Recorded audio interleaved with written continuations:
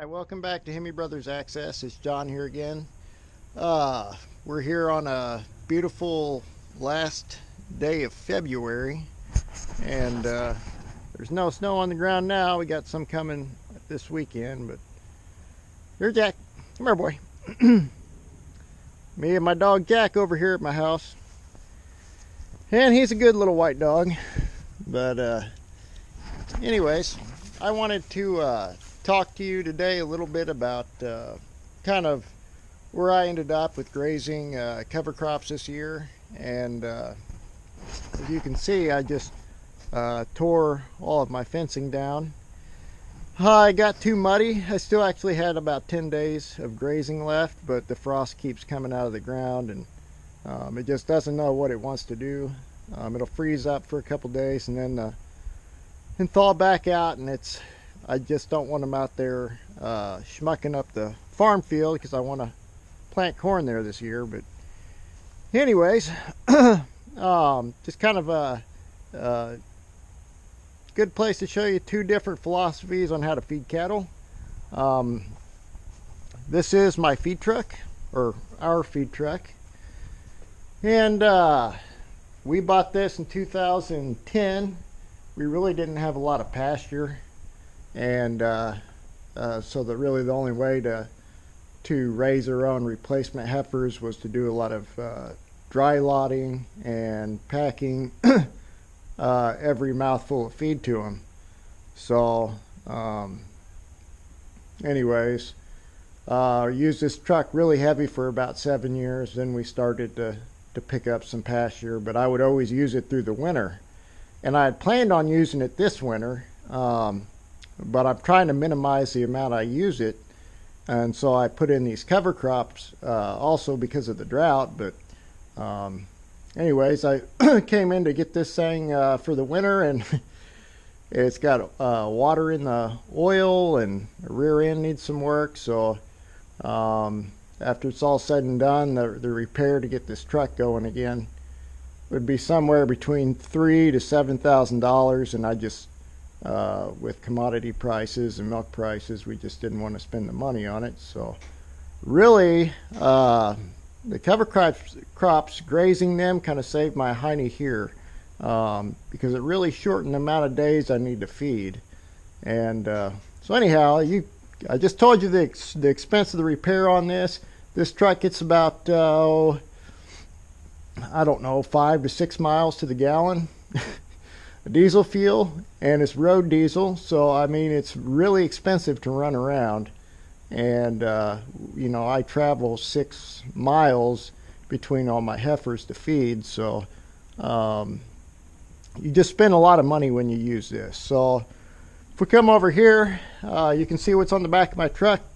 That does not add up to very many dollars. The whole fencing for over there, it was almost 30 acres.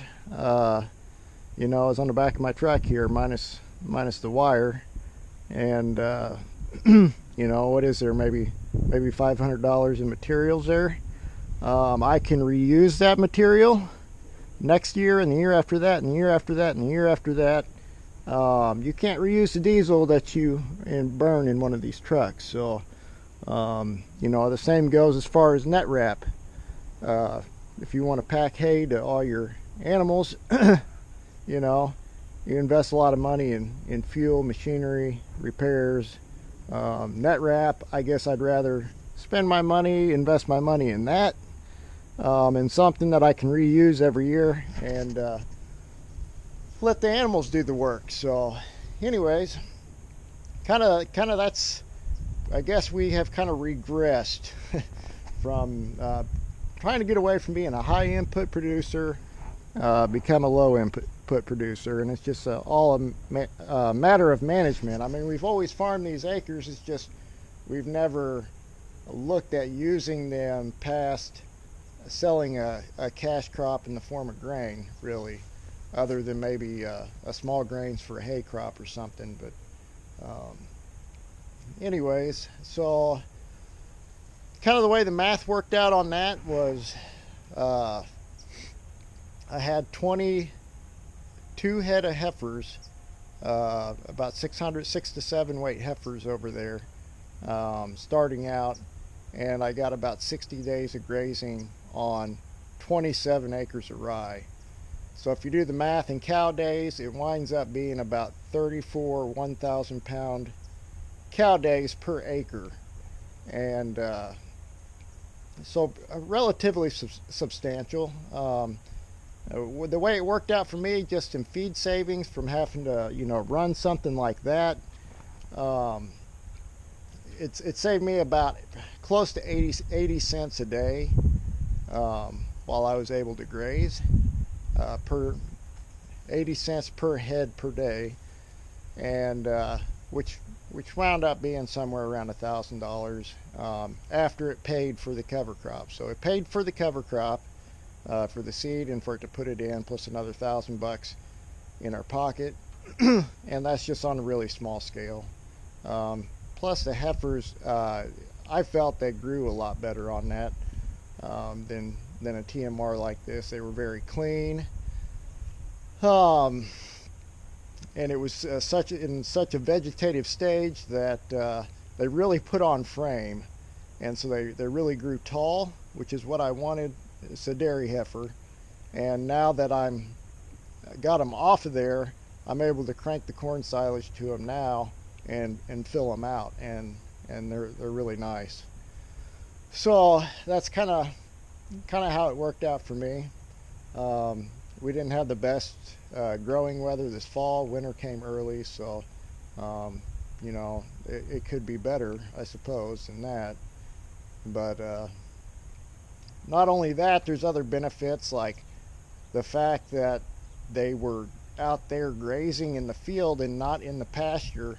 They did not graze my pasture down to a nub, which is typically what happens. And so now there's actually quite a fair amount of grass stockpiled in the pasture. It's not really good quality, but on a nice day they'll go out and graze that. And it's just going to let my pasture come back that much faster this spring. So, there's a lot of other monetary benefits to grazing a cover crop, other than just, looking at just the gain you're getting just off of it while they're out there. I mean, you're freeing up resources elsewhere, and letting maybe another pasture recover while you're doing that. So it's exciting. I mean, I think a lot of guys are not utilizing their land, me included, to its fullest potential. I'll tell you, almost nobody around here is, and that's something we're gonna start working toward, and trying to build soil and become a lower cost producer, kind of all the way around. So anyhow, one thing I would recommend, I mean, I got away with just one strand of 14 gauge wire out there, and there was no perimeter fence. This farm field with no fence. But the reason I got away with that is because I went ahead and put in a good fence charger here. And I can't remember, let's see, it probably says there, the joules. I want to say it said it was somewhere between 5 to 7 joules, kind of depending on your ground moisture and your ground rods and stuff. But all I know is if you touch the fence with that charger, it'll make you cry. And it'll make your animals cry. They don't want to mess with it.